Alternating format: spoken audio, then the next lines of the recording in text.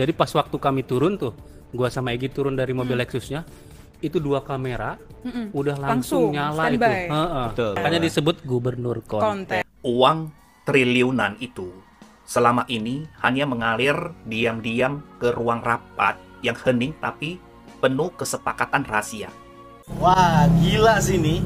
Serangan kepada Deddy Mulyadi sekarang bahkan dari Singapura. Ketar-ketir juga nih Singapura. Karena Singapura ingin kita Indonesia itu tetap bodoh dan tetap korup.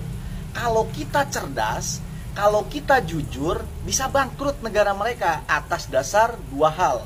Yang pertama, Selat Malaka, dan yang kedua tentang bahan bakar minyak. Kita mulai dari Selat Malaka. Wah, Selat Malaka, tahu nggak kalian nih datanya?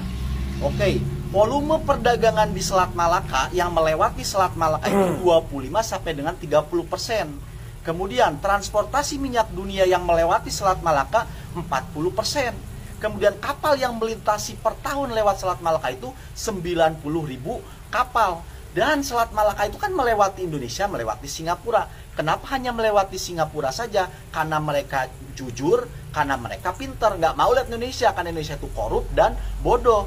Nah, untuk yang kedua yaitu tentang ekspor minyak mentah dan ekspor ataupun impor BBM. Namun lebih lengkapnya kalian masuk ke YouTube saya. Oke, terima kasih.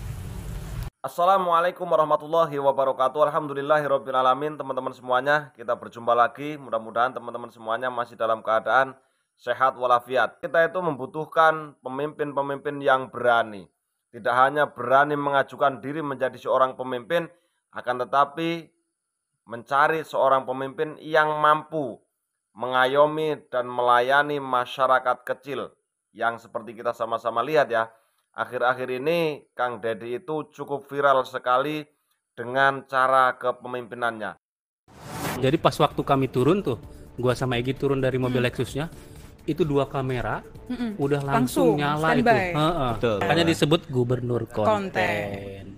Dan kemarin gua nanya tuh, karena dia sebagai gubernur konten, makanya kan dan subscribernya kan banyak juga ya. Iya. Gua tanya kan, Akang dapat berapa dari AdSense itu?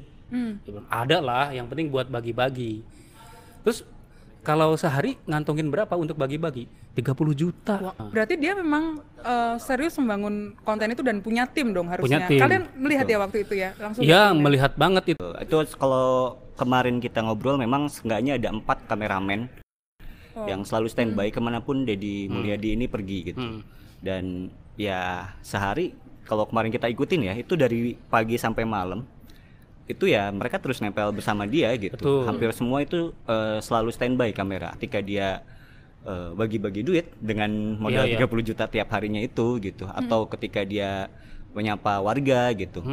Itu dia selalu ada tim yang menempel dengan dia. Ya. Dan ternyata timnya ini sudah dia bangun sudah cukup lama Ya. gitu. YouTube-nya ini dia bangun tahun 2019. Cuman memang semakin intens dan diseriusi gitu oleh Deddy Mulyadi itu di 2020 ketika Covid ya saat itu. Dan sekarang ada 2 tim Gi untuk videografer. Betul.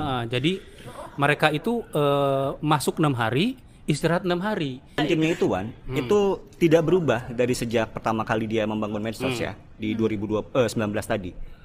Sampai sekarang, walaupun dia sudah menjadi gubernur, dia mempertahankan tim yang sama. Dia yang kemudian juga menentukan captionnya segala macem gitu. Bikin sendiri dong berarti. Bikin sendiri. Dan yang paling sering kena marah itu adalah tim editingnya. Betul. Kadang kata dia marah karena gak ada beberapa hal yang diambil gitu loh. Oh, yang Yang penting-penting. penting menurut dia. Fun fact-nya nih, Ca.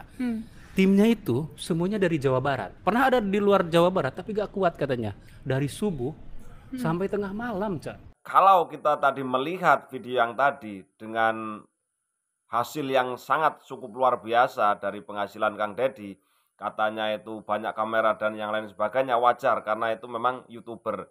Nah, kalau seandainya jadi konten kreator ini Kang Deddy itu bisa membantu banyak orang lain, itu juga kalau menurut saya itu tidak masalah. Ketika menjadi gubernur, dia membantu juga menggunakan mungkin banyak dari uang sakunya daripada mengambil dari uang negara. Dan bagaimana menurut pandangan teman-teman semuanya? Oke ya, kita lanjut nonton videonya kembali. Uang triliunan itu selama ini hanya mengalir diam-diam ke ruang rapat yang hening tapi penuh kesepakatan rahasia, bukan untuk kesejahteraan rakyatnya. Satu langkah kecil dilakukan seorang pejabat besar, Kang Deddy Mulyadi, Gubernur Jawa Barat, mendatangi langsung gedung KPK, tapi bukan karena panggilan, melainkan inisiatif, bukan klarifikasi, tapi untuk kolaborasi. Beliau datang untuk bicarakan pencegahan korupsi. Uang triliunan bukan angka kecil, tapi itulah yang ingin ia efisiensikan, dipotong dari belanja daerah yang tak relevan, seperti perjalanan dinas yang hanya melahirkan laporan, bukan perubahan. Dan uang itu dialihkan untuk kebutuhan dan manfaat yang sudah bertahun-tahun jadi kuburan harapan rakyat kecil. Tapi sayangnya, tak semua pejabat berpikir seperti Kang Deddy. Ada yang sibuk ketok palu di ruangan tertutup, bukan demi rakyat, tapi untuk sahabat proyek. Ada yang saat kampanye teriak pro rakyat, tapi setelah menjabat justru sibuk menyusun anggaran antar kelompok. Mereka diam, tapi suara rakyat tidak. Mereka pura-pura hadir, tapi hatinya mangkir tanpa alasan. Mereka bukan karena sibuk membela rakyat, tapi karena tak sudi mendengar cerita rakyat. Kepada semua pejabat, belajarlah dari Kang Deddy. Berani transparan, berani efisiensi, berani berpihak bukan pada kelompok, tapi pada rakyat. Karena jabatan itu bukan warisan, bukan juga harta karun. Itu amanah, dan amanah itu bukan milik kalian, tapi milik rakyat. Jika Anda rakyat biasa, suaramu penting. Jangan diam. Jika Anda pejabat, teladanmu menentukan. Jangan khianati kepercayaan, karena sejarah akan mencatat siapa yang benar-benar berjuang untuk rakyat, dan siapa yang hanya menjual namanya. Nah oke Bolo ya, ketika kita melihat dan mendengarkan apa yang dikatakan oleh abang yang satu ini cukup sangat luar biasa ya. Karena mau bagaimanapun seorang pemimpin itu adalah mencetak sejarah. Bagaimana dia itu menjadi pemimpin untuk rakyatnya. Kepala desa, bupati, sampai gubernur, sampai ke presiden, pasti itu akan menjadi sejarah. Baik dan buruknya seorang pemimpin ditentukan oleh dirinya sendiri. Nah oke teman-teman ya, ini ada video yang cukup menarik ya dari orang-orang Jawa Timur yang menginginkan ditukerlah ya, kemarin-kemarin itu sempat rame, bahkan sampai Bu Hovifa ini mengatakan jangan banding-bandingkan. Nah oke ya, langsung saja kita simak videonya bersama-sama.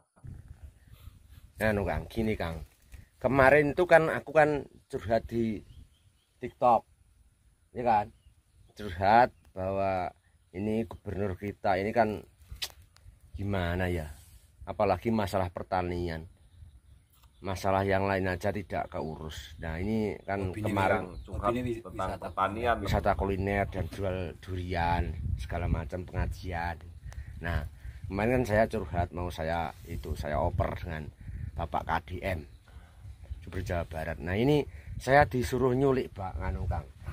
Ini gimana kalau itu teman-teman petani kita kumpulkan ya, kita nyewa truk atau bis, kita culik Bang KDM ya. Masuk. Oke. Terima kasih teman ya. Nanti jangan marah ya kalau saya culik, karena ini sudah dapat lampu hijau dari Anda ya. Nanti saya culik, nanti kita sudah mau ngumpul ini bersama petani-petani di Jawa Timur, akan menculik Bapak KDM untuk dibawa ke Jawa Timur. Oke, terima kasih. Wassalamualaikum warahmatullahi wabarakatuh.